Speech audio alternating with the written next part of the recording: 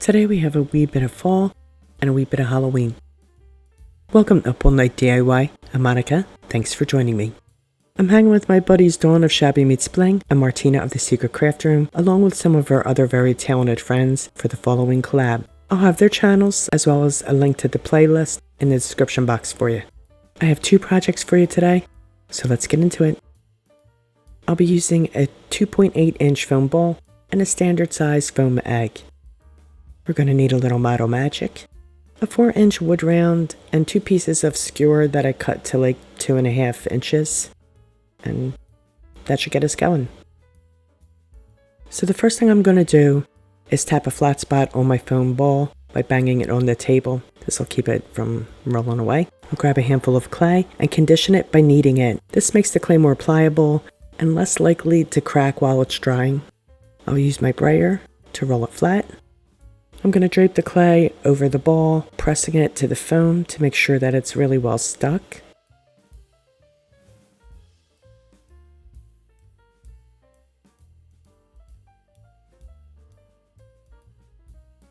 And I'll cinch the clay at the bottom and cut off any excess.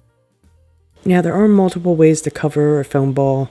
You've seen me use different methods. So just whatever you feel is the easiest. As long as the clay completely covers the foam, we're good. I'm going to roll it on the table to smooth it. This is going to be our moon, so it doesn't have to be perfectly smooth because we're going to add a little texture later. You know what I'm saying? I roll a thin log of clay into a cone shape. This is going to be the moon's pointy nose. It's going to kind of look like a golf tee. You know what I mean? I'll pop that onto the moon and press it to the clay. Then I'm going to roll over the seam with my clay tool to incorporate it into the rest of the clay. You know, if you don't have a tool like this, you can always use a paintbrush handle to do this. That works just as well. I rolled 2 tiny balls for his nostrils, which will pop on either side of his nose.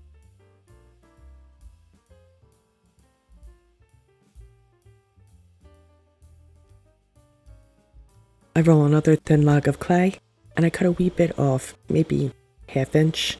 I'll flatten it slightly with my finger. Not too thin. I do want some thickness to it. This will be the bridge of his nose, so I'm going to place it just above his pointy nose. And I mesh it with the clay, shaping it with my fingers. There, that's a good pointy nose there, don't you think? I cut the remaining log of clay in half, rounding one end of each piece. These will be his eyebrows. And I butt the flat end against the bridge of his nose. Again, pressing and shaping as I go.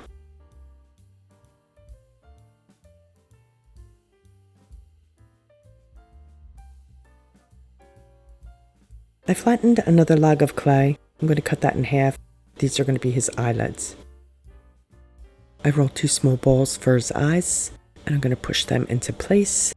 And then I'll attach the eyelids just above them so that they overlap a wee bit. I want him to have kind of a sleepy look.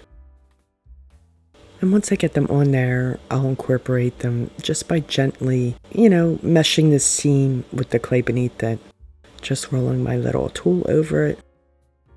I have a medium-sized ball that I'm going to cut in half for his cheeks. Before I pop those into place though, I'm going to press a dot into his eyes, to make his iris. And then we'll add the cheeks and work them into the clay, just like we did before.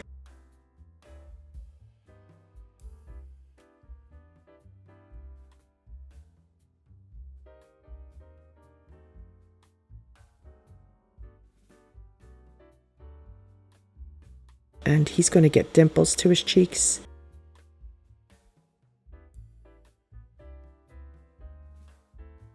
I gently score a simple wee smile just below his nose. And let's add a chin. This is just another small ball.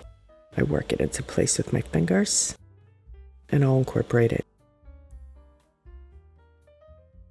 He'll need craters, so I'm going to use my ball stylus and just slightly push little dents, little craters into him around his head. Let's add some character lines to his eyes. Just a couple little crow's feet. Okay, We're going to set him aside to dry. Let's work on the crow. For the crow, I'm going to color my clay by adding black acrylic paint and kneading it until it's completely integrated. It takes a couple minutes. I don't always do it this way, as you may know. I usually just paint my pieces, but I thought we'd mix it up a bit. Just for fun.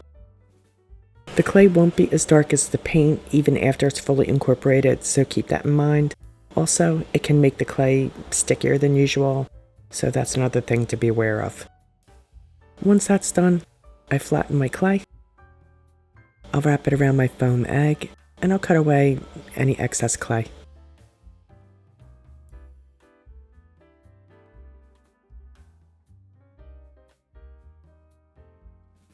I rolled the black clay into 2 small marshmallow shapes. These are going to be the tops of his legs. Right, so I'm going to press those onto the bottom of the egg, and I'll smooth them like I did the other clay.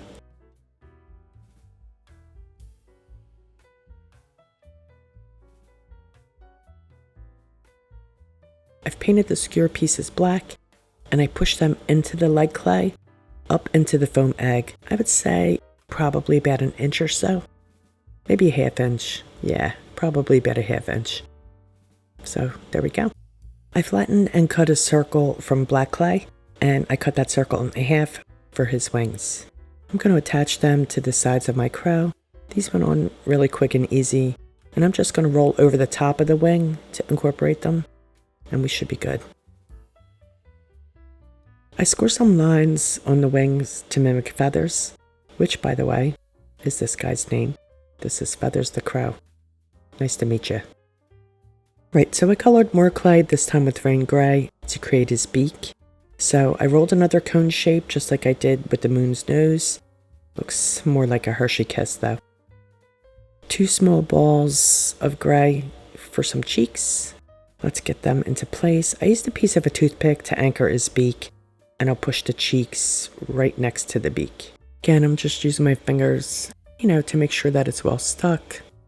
We'll give a little roll over the seam, and then we'll put the cheeks on. I do slightly flatten them with my thumb, mostly just to make sure that they're well stuck. I use white paint to dot on his eyes above his beak. I'm going to use charcoal paint to give him irises, and he'll get white highlights in his eyes too. I cut a small circle from black clay. These will be his eyelids. I'm just going to cut that in half and place them right at the top of his googly eyes there. I cut a trapezoidal shape to create a tail. I almost forgot about that. And I'm just giving it some little feather marks. And I'll just push that right into place on his bum. I mixed bittersweet orange into my clay to create his hat, which will almost have a witch shape. So once again, we'll create a cone shape, but this time we'll spread the bottom out kind of wide and wonky, and we're going to give the top a wee bend. I want this to kind of look like it might be made of straw. You know what I mean? We'll use another toothpick to anchor his hat to his head, and we're going to let him dry overnight. I gave the moon a coat of white paint. Then, to concoct a wash for the moon, I'll mix Folk Art Floating Medium with Drizzle Gray. This will give the paint a translucence, and I'm going to work it into the grooves and the features, and I'll wipe it back with a paper towel. So it's just like adding a stain to anything, really. I just want to get into all the little grooves and highlight them. Once that's dried a bit, I repeat the process with Rain Gray, which is a little darker than the Drizzle. And I'm going to do this until I'm happy with the depth of color.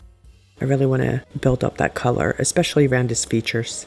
I'm also going to give feathers a wash, this time with Hippo Gray, and then I'm going to add some black on top of that. Same process. While he dries, I dry brush the moon's cheeks with bittersweet orange, and I'm going to lightly brush him all over, just to give him a hint of that color. Let's do the same to the crow's cheeks, and his hat, and lightly to the rest of him too. His hat needs some patches, So I'm going to add those with Bittersweet Orange. Just quick strokes, nothing fancy.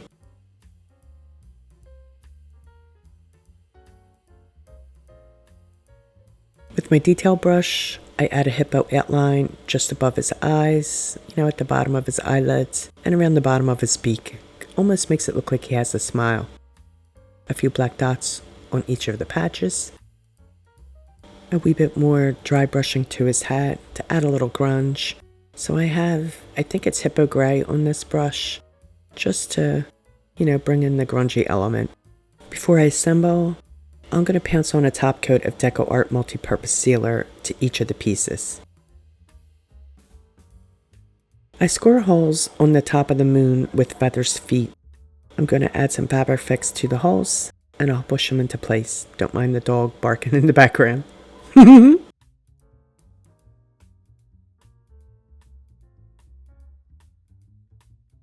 Now we'll add his talons. I cut 8 small pieces from a thin log of black clay. He gets 3 toes, I guess, in the front, 1 in the back, and I'm going to glue them on with Fabri-Fix because the wet clay won't stick unless I add glue. I also wrap a small piece of clay around where the toes and the leg meet to kind of finish off the foot. I painted my wood round black, and I'm adding an orange check around the border, and I'm going to glue the phrase "by the light of the moon" to it. I just printed this out on cardstock and tore it out. I also grunged up the edges a wee bit with some ink. I'm also going to use Fabri-Fix and a little bit of hot glue to attach the moon to the base, and feathers and moon are done. Let me know what you think. DIY 2 is a retro knee hugger. Right, so I found this knee hugger body amongst my fabric scraps. I made this back when I made my snowman knee hugger, and I promptly forgot about it. Anyway, I figured this is the perfect time to finish it. I had painted the legs with Americana Irish moss and stuffed the body. At the time, I couldn't get green felt for whatever reason. So anyway, I'm going to link my snowman video in the description box. It shows exactly how to make the body. In the meantime, let's finish this guy. And here's the vintage inspiration for him. I love this. I found this on Pinterest and I wanted to recreate it. His head will be this small pumpkin that I had in my stash. I believe it's from the Dollar Tree. Pretty much looks to be the perfect size. So we're going to go with this. I'm going to give the pumpkin a wash of Americana Cadmium Orange, and also I mixed it with the float medium just like I did in the last project. So I want to get in between the grooves of the ribs. And I'm going to repeat that process with a little Hippo Gray, because I like to build my color. I'll dot on his eyes with Hippo. He'll get a triangle nose and a quick, simple smile.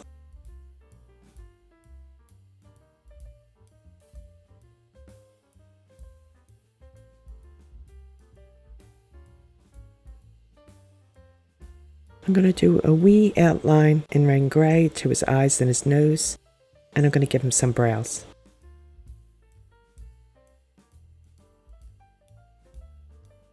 I use cadmium orange to dot on his cheeks.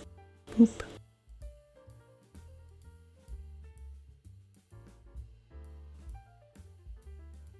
And we'll give his eyes white dots. We're going to set him aside for the minute. Let's make a chapeau. I cut a 4-inch circle from scrapbook paper that looks like burlap, and I cut a slit from the edge to the center. That slit's going to allow us to make it into a cone shape. We're just going to fold it up like this. See? Wee cone. But first, we're going to cover it with another circle that I cut from burlap fabric. This is slightly larger, and I cut a slit in this as well from the edge to the center. We'll glue these 2 pieces together, lining up the slits.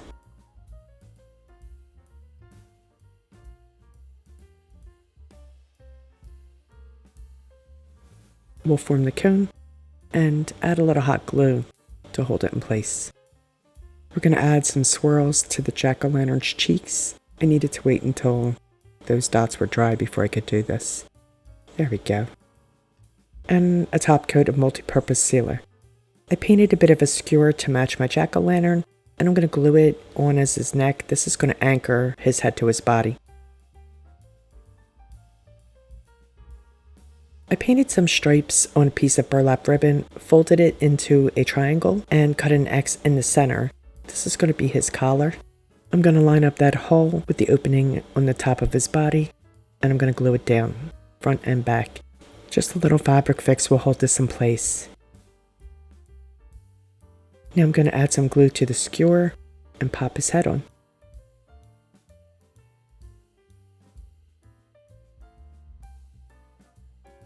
His legs will get folded up like this so that we can wrap his arms around it, and that'll give me an idea of where I need to glue the arms together. I'm going to pull his knees out of there until I get this glued together. I'll take another piece of that striped burlap ribbon. I'm going to wrap it around where his arms meet to hide the mechanics.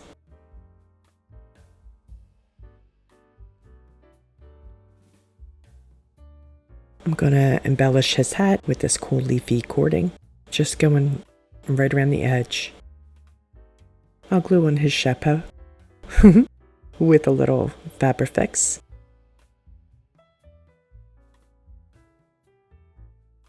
And I'm going to wrap his legs with this leafy ribbon. This doesn't have the cording, this is just the leafy part.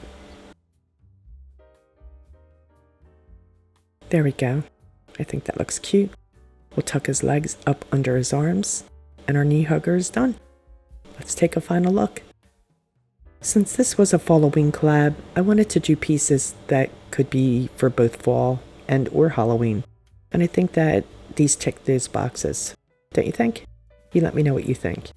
Please be sure to check out Dawn and Martina's channels. You'll find links in the description box, along with a link to the playlist and a list of my supplies.